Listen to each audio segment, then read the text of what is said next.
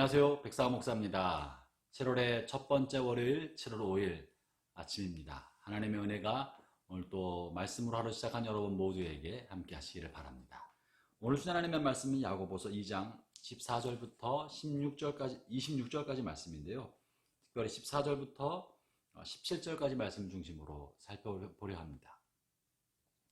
흔히 이 야고보서의 말씀을 보면서, 특히 오늘 본문의 말씀을 보면서 본문에 믿음보다 행위를 강조하고 있는 듯한 이 내용을 보면서 루터는 이신층이, 다시 말하면 믿음으로 의롭게 되고 믿음으로 구원받는 교리를 확립한 루터가 볼 때 믿음을 약하게 만들고 행함을 강조하는 이 서신서를 아주 폄하하였고, 심지어 지푸라기 성서다라고 표현할 만큼 폄하시킨 바가 있었습니다.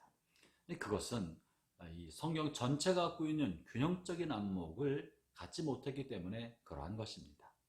야고보가 지금 말하고 있는 이 믿음의 행함을 강조하고 있는 것은 구원을 얻기 위한 공적으로서 선행을 쌓아가고 있는 것을 말하는 것이 아니라, 마땅히 믿는 사람이라면 그의 믿음에 합당한 행함, 믿음의 근거를 둔 삶의 실천이 나타나기 마련인 것이고, 그 삶의 실천을 통해 나타난 그 믿음의 행위를 볼 때 그의 믿음을 확인할 수 있다는 얘기를 하는 것이죠.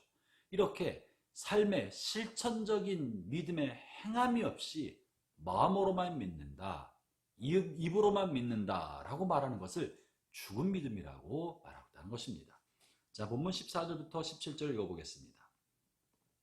내 형제들아, 만일 사람이 믿음이 있노라 하고 행함이 없으면 무슨 유익이 있으리요? 그 믿음이 능히 자기를 구원하겠느냐? 만일 형제나 자매가 헐벗고 일용할 양식이 없는데 너희 중에 누구든지 그에게 이르되 평안히 가라, 덥게 하라, 배부르게 하라 하며 그 몸에 쓸 것을 주지 아니하면 무슨 유익이 있으리요? 이와 같이 행함이 없는 믿음은 그 자체가 죽은 것이니라. 입으로만 말하고 마음으로만 담고 있으면서 삶으로 나타나지 않는 믿음이 도대체 실체가 어디 있냐라고 반문하고 있는 셈입니다. 형제자매 여러분, 우리의 마음에 있는 것은 밖으로 드러나기 마련입니다.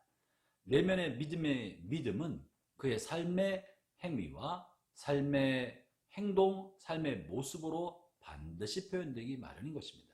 그러므로 그의 행동은 그의 내면의 믿음, 그의 가치관의 실제인 것이죠. 만약에 여러분이 여러분의 아내와 남편을 사랑한다고 말하지만 사랑의 행동을 하지 않는다면 그 사랑을 어떻게 확인할 수 있겠습니까? 마음으로만 사랑한다고 말해서야 되겠습니까? 사랑은 구체적인 행위를 통해 그 실체를 드러내는 것처럼 믿음도 그의 삶의 행동을 통해, 다시 말하면 삶의 실천을 통해 믿음의 실체를 드러내야 하는 것입니다. 특별히 가정 안에서, 직장 안에서, 여러분의 친구들 사이에서 여러분은 어떤 믿음의 실체를 드러내고 있습니까? 여러분의 말과 행동을 통해 여러분이 하나님을 믿는 사람이라는 것을 어떻게 드러내고 있습니까? 여러분이 아무리 믿음이 있다고 말해도 여러분이 늘상 만나는 직장 동료나 친척이나 주변의 사람들이 여러분을 바라볼 때 여러분 안에 있는 믿음이 보이지 않는다면, 여러분의 행동과 삶과 언행을 볼 때 믿음의 실체를 그들이 발견할 수 없다면 여러분의 믿음은 어쩌면 허상인지도 모릅니다. 스스로 속고 있는지도 모르는 것입니다. 진짜 믿음은 그의 삶의 신념이고, 그의 삶의 신념은 반드시 그의 행동과 삶의 모습을 통해 드러나게 되어 있습니다.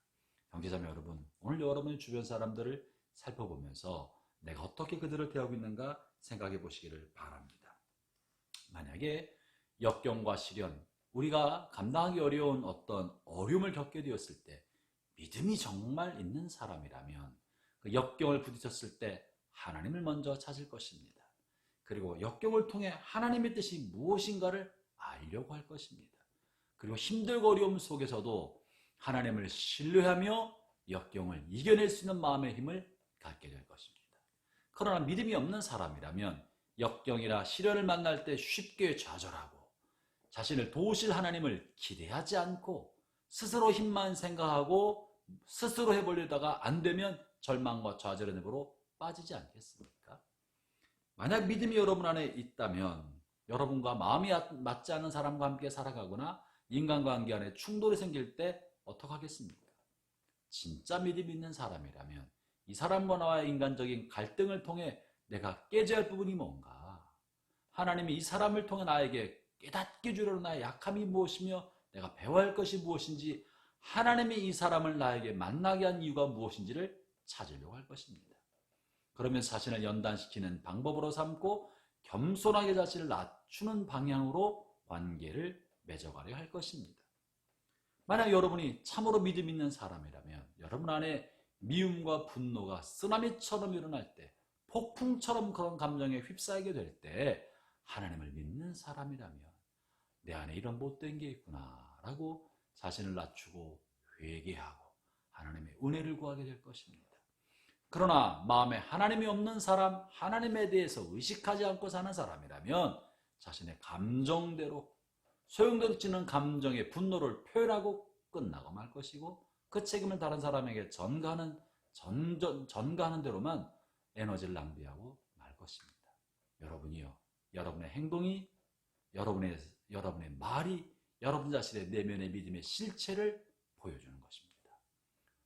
오늘 하루 살아가는 동안에 주변 사람들에게, 여러분 만나는 사람들에게 여러분이 어떤 믿음을 가지고 있는 사람인지, 여러분이 어떻게 하나님을 믿고 살아가는 사람인지, 여러분 안에 하나님이 계신지를 삶을 통해, 말을 통해 드러내고 증거하는 참된 행위를 동반하는 믿음을 가진 하루가 되시기를 축원합니다. 기도하겠습니다. 하나님 아버지, 하나님을 믿는다고 하지만 우리의 삶의 때때로 마치 하나님이 없는 사람처럼 살 때가 많이 있습니다. 오늘 하루 사는 동안에 내가 하나님을 믿는 사람으로, 하나님과 동행하는 사람으로 올바른 삶을 살아갈 수 있도록 인도하여 주옵소서. 예수님 이름으로 기도합니다.